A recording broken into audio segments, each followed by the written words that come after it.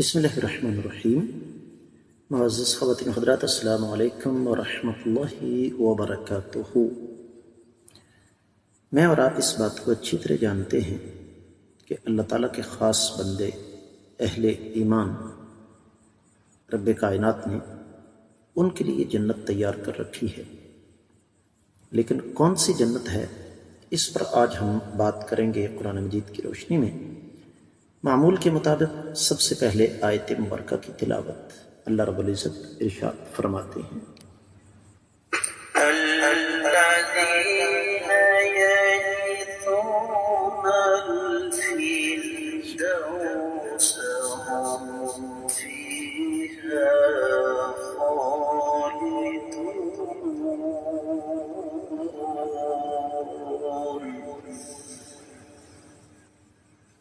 الذين يرثون الفردوس هم فيها خالدون. معزز خواتین و حضرات، اللہ رب العزت کی پاکیزہ کتاب قرآن مجید 18واں پارہ سورہ مبارکہ کا نام المؤمنون اور آیت مبارکہ ہے 11۔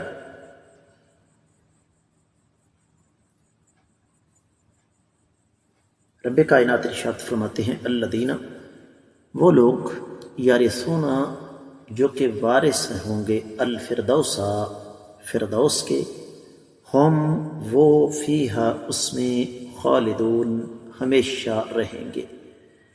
با محاورہ ترجمہ، وہ لوگ جو فردوس کے وارث ہوں گے اور وہ وہاں ہمیشہ رہیں گے۔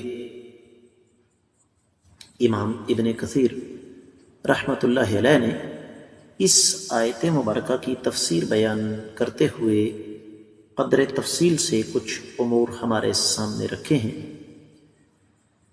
مثال کے طور پر اللہ کے رسول صلی اللہ علیہ وآلہ وسلم کا فرمان ہمیں اپنے ذہن میں رکھنا چاہیے۔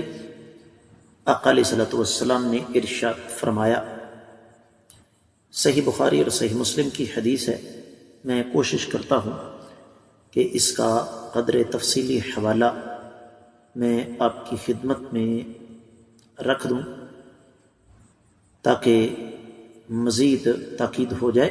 صحیح بخاری میں 2790 حدیث ہے۔ آقا علیہ صلاۃ والسلام نے ارشاد فرمایا، جب تم اللہ تعالیٰ سے مانگو تو جنت الفردوس مانگو، وہ جنت کا سب سے اعلیٰ اور اوسط درجہ ہے، اوسط مقام ہے، درمیان میں، وہاں سے سب نہریں جاری ہوتی ہیں، اسی کے اوپر اللہ تعالیٰ کا عرش ہے۔ اور پھر سنن ابن ماجہ کی ایک روایت ہے 4341، شیخ البانی رحمہ اللہ نے اس کو صحیح قرار دیا۔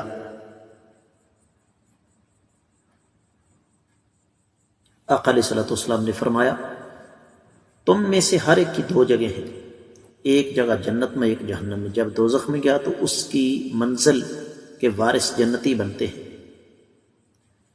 اور پھر اسی حوالے سے امام ابن کثیر رحمۃ اللہ علیہ ارشاد فرماتے ہیں کہ فردوس دراصل رومی زبان میں باغ کو کہتے ہیں۔ پھر ارشاد فرمایا امام ابن کثیر رحمۃ اللہ علیہ نے کہ بعض اہل علم اس بات کی طرف گئے ہیں کہ جس باغ میں انگور کی بیلیں ہوں اس کو کہتے ہیں فردوس۔ خیر، یہ ایک لغوی بحث ہے، امام ابن کثیر رحمۃ اللہ علیہ نے فرمائی۔ دیگر مفسرین کرام کی طرف جایا جائے تو اہل علم کی ایک بہت بڑی جماعت جو ماضی بعید اور قریب کے ساتھ تعلق رکھتی ہے، انہوں نے یہ ارشاد فرمایا کہ جن لوگوں کی صفات اللہ تعالیٰ نے پچھلی آیات مبارکات میں بیان فرمائی ہیں، یہ لوگ جنت الفردوس کے وارث ہیں،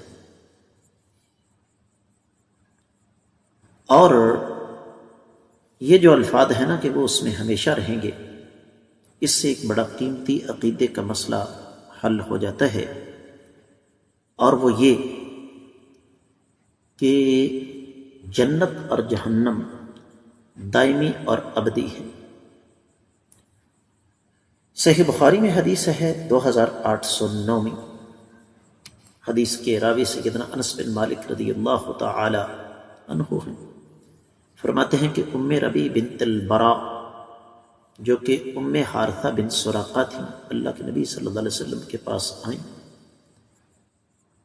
اور آ کر یہ گزارش کی، اللہ کے رسول صلی اللہ علیہ وسلم، الا تحدثنی عن حارثہ وکان قتل یوم بدر، آقا آپ مجھے حارثہ کے بارے میں بتائیں گے، وہ بدر کے معرکے میں شہید ہو گئے، اصابہ سہم غرب، انہیں ایک گمنام تیر لگا، کوئی پتہ نہیں کس نے مارا تھا، اگر تو وہ جنتی ہیں تو میں صبر کروں گی، تو اگر وہ جنتی نہیں ہیں تو کم از کم میں اپنے دل کا غبار رو کر تو نکال سکتی ہوں۔ فرمایا ام حارثہ انہا جنان فی الجنہ، جنت کی بہت ساری اقسام ہے، وَإِنَّ ابْنَكَ أَصَابَ الْفِرْدَوْسَ الْأَعْلَى، اللہ کی بندی کس دنیا میں رہ رہی ہو، تمہارا جو بیٹا شہید ہوا ہے وہ تو فردوس الاعلیٰ کا مہمان بن گیا ہے۔ اور اسی مناسبت سے مفسرین کرام ارشاد فرماتے ہیں کہ رب کائنات نے یہ جو ارشاد فرمایا کہ ہم فیہا خالدون، اس کا معنی یہ ہے کہ جنتی جنت سے کبھی باہر نہیں نکلیں گے، نہ انہیں کوئی نکال سکے گا، نہ وہاں موت آئے گی، وہاں پر جو لذتیں نعمتیں ہیں وہ کبھی منقطع نہیں ہوں گی، ایسی بادشاہی ہوگی جس کو کبھی زوال نہیں آ سکتا۔ پھر سورۃ الکہف کی 107ویں اور 8ویں آیت مبارکہ مفسرین کرام لے کر آئے، ان الذین آمنوا وعملوا الصالحات کانت لهم جنات الفردوس نزلا خالدین فیہا لا یبغون عنہا حولا، وہ لوگ جو ایمان لائے اور نیک اعمال سر انجام دیتے رہے، ان کے لیے جنت الفردوس کی مہمانی ہے، وہ ہمیشہ ہمیشہ اس میں رہیں گے اور وہاں سے ان کو کبھی ہٹایا نہیں جا سکے گا۔ معزز خواتین و حضرات، یہی وجہ ہے کہ جب ہم اس آیت مبارکہ کو جا کے دیگر کتب تفسیر میں دیکھتے ہیں تو ہمارے سامنے دلائل کا ایک انبار ہے۔ مثال کے طور پر صحیح بخاری کی حدیث ہے 2790 7433، آقا علیہ الصلوۃ والسلام نے ارشاد فرمایا جنت کے 100 درجے ہیں، رب کائنات نے وہ درجے ان لوگوں کے لیے تیار کر رکھے ہیں جو اللہ کی راہ میں جہاد کرتے ہیں۔ ہر 2 درجوں کے درمیان زمین و آسمان کے درمیان جتنا فاصلہ ہے، جب تم اللہ تعالیٰ سے سوال کرو تو جنت الفردوس کا سوال کرو۔ اور پھر معزز خواتین و حضرات، یہاں پر جو بات خصوصی طور پر سمجھنے والی ہے وہ یہ ہے کہ انسان اگر نیک اعمال سر انجام دیتا ہے تو سب سے بڑی اس پر اللہ تعالیٰ کی نعمت یہ آئے گی کہ وہ اللہ تعالیٰ کی رضامندی میں آ جائے گا۔ تو اس آیت مبارکہ سے ہمیں سبق یہ ملا کہ جہاں تک ہو سکے ہمیں ان اعمال کو سر انجام دینا چاہیے جن کا تذکرہ پیچھے گزر چکا ہے۔ اس کے ساتھ ہی آج کے سبق سے اجازت چاہوں گا۔ السلام علیکم ورحمۃ اللہ وبرکاتہ۔